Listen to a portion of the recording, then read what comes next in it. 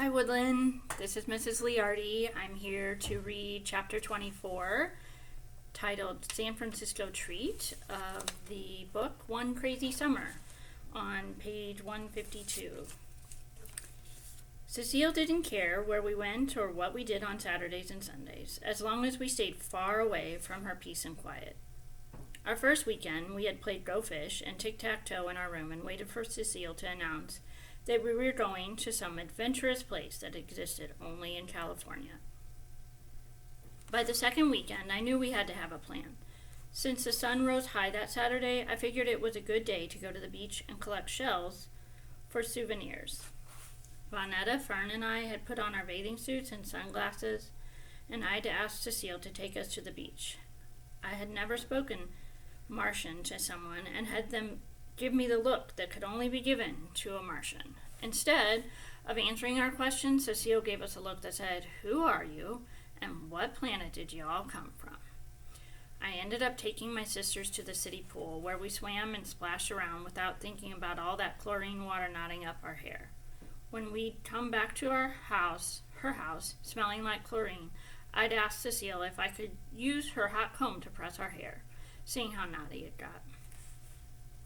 I'd expected she'd say no outright, because I'd smoke up her precious workplace with hair burning from the hot comb. In fact, I'd expected a no followed by an "I didn't send for y'all in the first place."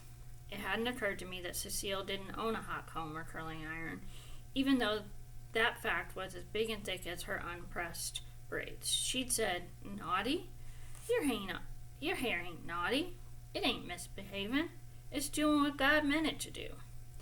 That would have been news to Big Ma. We never entered the house of God without our hair pressed and smelling of Dixie Peach hair grease. For our third Saturday in Oakland, I had a better plan. I told my sisters, "We're going on an excursion." Miss Merriam Webster would have been proud. Excursion. To Vonetta's and Fern's uncomprehended faces, I said, "We're taking a bus ride to our own adventure." It didn't make sense to fly 3,000 miles to the land of Mickey Mouse, movie stars, and all year sun, and not see anything but Black Panthers, police cars, and poor black people. I wasn't foolish enough to set out for Hollywood, Disneyland, or the beach where they filmed Happening 68 with rock and rollers like Paul Revere and the Raiders. Instead, I planned that we would spend our nearly last Saturday in California traveling across the bay to San Francisco to ride a cable car and see Chinatown, Fisherman's Wharf, and the Golden Gate Bridge. Now, that was an excursion worthy of a back-to-school essay. Even if we didn't have a camera to take pictures of us on our own adventure, we would know we'd been there. I told my sisters, "Don't say a word, just let me do all the talking." Even though I knew Cecile didn't care, I didn't want her to suddenly take an interest in us and ask a lot of questions. If she asked questions, I'd have to spin a lot of straw, and I couldn't spin a lot of straw and look her in the face the way I'd like to. Like I'm 11 going on 12, and I know what I'm doing. "Cecile, we need money. I have all-day activities planned, and we have to eat while we're out doing our activities." "Yeah, gotta eat." I turned to Fern. "Don't say no more, Fern." She got it. "If I pour cereal for them before we go," I said, "I'll only need change for the bus and some lunch money, and a little extra if you want us gone long." Cecile almost raised an eyebrow, but not quite. She figured we were up to something, but probably didn't want to know the details. She reached into her man's pants and poured a lot of nickels, dimes, and pennies and some quarters into my hands. I needed both hands to get every coin. She dealt out 11 single dollars from a wad of bills and gave me those also. I was so giddy about having all of that money, I just dumped it in my shoulder bag. I could sort it out later. Just by the weight of the silver and copper, I knew we had more than $15 I'd counted on us getting. I ate my cereal and washed the dishes with my shoulder bag slung around my neck, Brooklyn style. The best way to lose your money is to hold your bag off the shoulder, but this way, with the bag slung crosswise, you were ready for anything. As we were walking out the door, excited about our excursion, Cecile called out, "I'm not coming down to no police station if you're out there stealing. Y'all have to spend the night in jail." That was as good as a "be safe and have a good time." as we were going to get from Cecile. We took it and left. Outside, the yards and streets were filled with screaming kids playing. It was all I could do to keep Vonetta and Fern in line for my fully planned excursion. I had worked too hard writing down everything to have them not want to go. I had asked Sister Pat about the bus and cable car. I'd gotten all the sightseeing information from the library. I wasn't about to let a kickball game and some Barbie tea parties throw mile-long pouts on Vonetta. That was no way to be. Oop. Sorry. Because they wanted to stay here in Blackport, Oakland. Then the worst possible thing happened. Hirohito came rambling up to us on his homemade go-kart. He skidded to a stop using his high-top sneakers right at Vonetta's feet. She squealed and laughed and said, "What you know, Hirohito?" That was some cute thing she and Janice Angton came up with. I was sick of hearing it. "Delphine, want to watch me fly down the hill?" "No," I said, while my sister screamed, "Yes!" I glanced at my Timex. "Don't stand there watching Hirohito on his go-kart," it said. "The East Bay bus leaves in 12 minutes. You don't have time for that."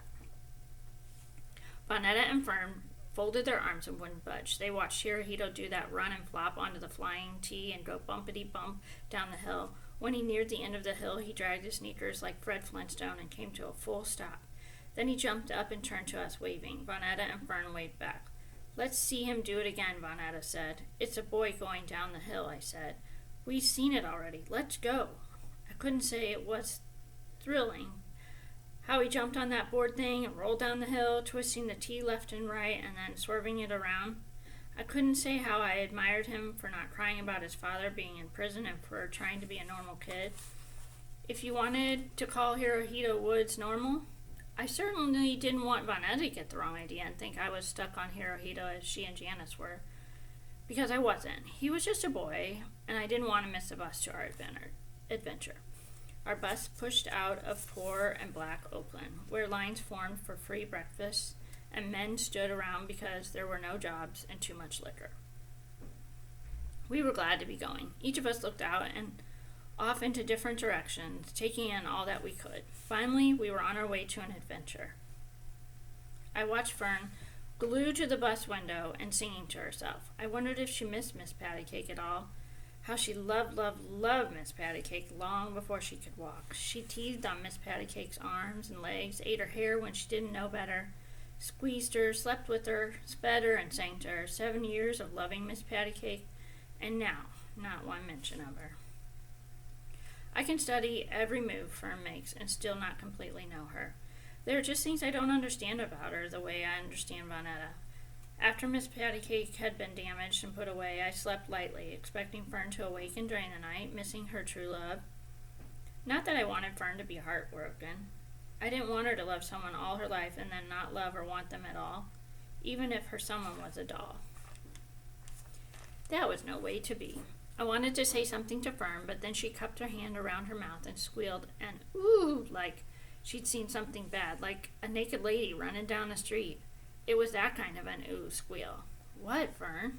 Her eyes stayed big, her hand over her mouth. Vonetta and I kept going. "What, Fern? What, Fern?" She swallowed a gulp of air and uncupped her mouth. "I saw something." She said it again and had gone from agog to being pleased with herself. "I saw something." She clapped to the beat. Clap, clap, clap, clap. No matter how much we asked, Fern shook her head no, clapped her hands and sang her song. "I saw something." Fern was pleased. She had seen something. Vonetta was sure she hadn't seen a thing, and I remembered he had said, Delphine, want to watch me fly down that hill?"